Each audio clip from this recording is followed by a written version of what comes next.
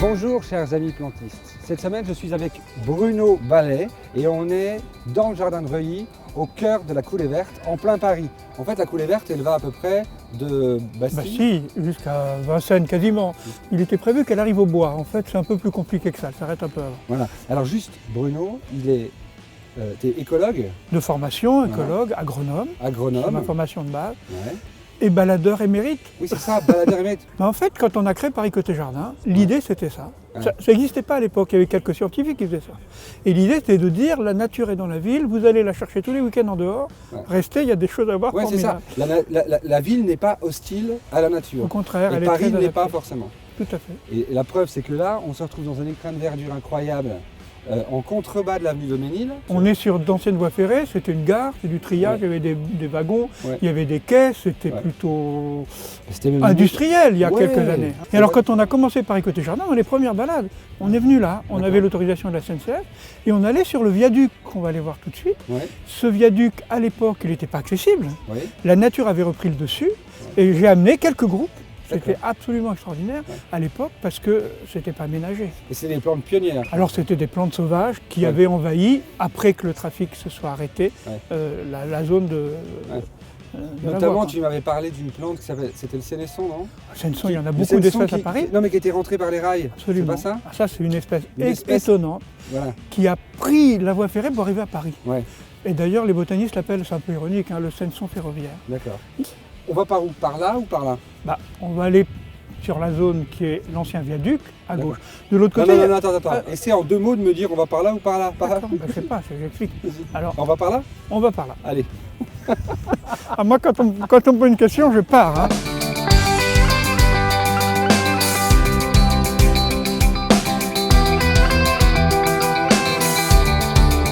Alors, ce qu'il y a de joli, c'est qu'en fait, il y a des espèces de perspectives sur la rue.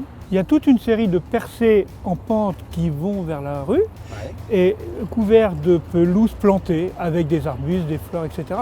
et qui changent de couleur suivant les saisons. Et puis, entre ces éléments, on a fait des petites parcelles surélevées qu'on a plantées de pommiers. Et alors donc là, c'est un petit jardin planté où il y a du colza. Oui. Non, il n'y a pas du colza? Ça c'est quoi? C'est du chou. Du chou? Un chou. Ah oui, bien sûr, c'est du chou. Il y a tellement d'espèces de choux. Mais ça, c'est pas du chou. Les primes verts. Non, ça c'est de la monnaie du pape. Voilà. Oui, donc là, c'est un petit truc aménagé avec une petite charrette. Il y avait une maison, la maison du jardinier en bois qui était amusante, qui était fleurie. Alors ça évolue un peu, je pense, au fil des volontés des jardiniers. Il y a les pins. Moi, j'adore les pins en ce moment. Je me fais une passion pour les pins. Bon, on continue le reste? Allez, on y va, on y va.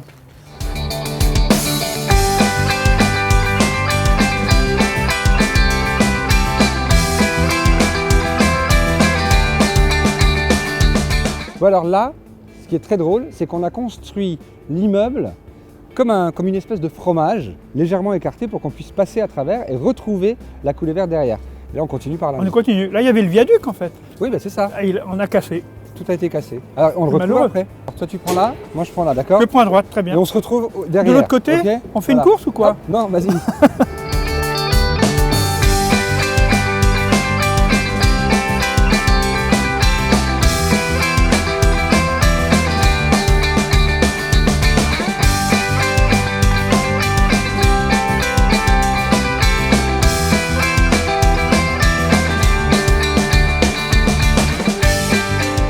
Ton travail essentiel, c'est de promener des urbains, des groupes d'urbains. Ou moins urbains, ça dépend, ou des écoles, et de leur faire découvrir la nature dans Paris.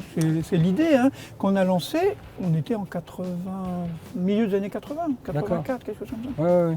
Et donc ça ne se faisait pas du tout. Maintenant, heureusement, plein de gens ont repris l'idée, ça se fait beaucoup, c'est très bien. Bien sûr. La nature est présente en ville, c'est intéressant de savoir comment elle s'adapte dans des conditions quelquefois extrêmement rigoureuses, très difficiles. Bien sûr. Très adaptées, comment elle arrive à se développer.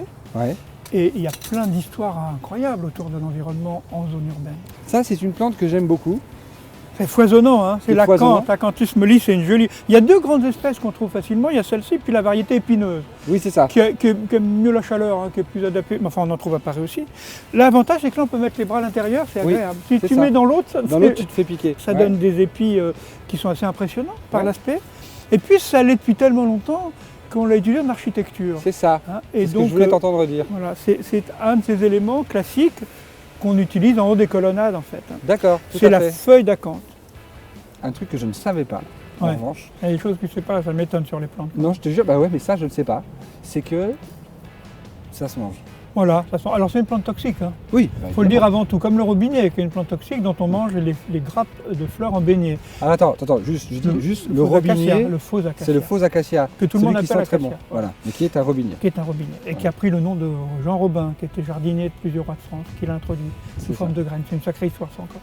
Et les fleurs de glycine, comme celles de robinet, sont comestibles.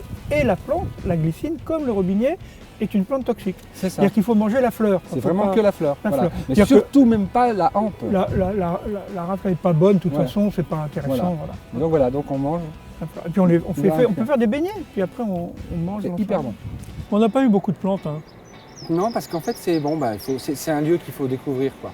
Le lieu est étonnant. On est au-dessus de la ville, on découvre des choses impressionnantes, inattendues. Voilà, moi l'ayant vu il y a 13 ans pour la dernière fois, on verra plusieurs fois ce petit chapeau dans l'émission, c'est normal. Cette petite personne qui passe tout le temps devant. C'est ça qui est génial avec Bruno, c'est qu'il vous montre des endroits incongrus qu'on ne connaît pas. Et d'ailleurs, je le laisse seul sur son banc. Salut. Salut, écoute, heureux de t'avoir vu dans quelques années. Ah ouais, non, on se revoit avant. Bon alors, avec plaisir. Voilà, pour un apéro. Allez, ciao. Salut, bye.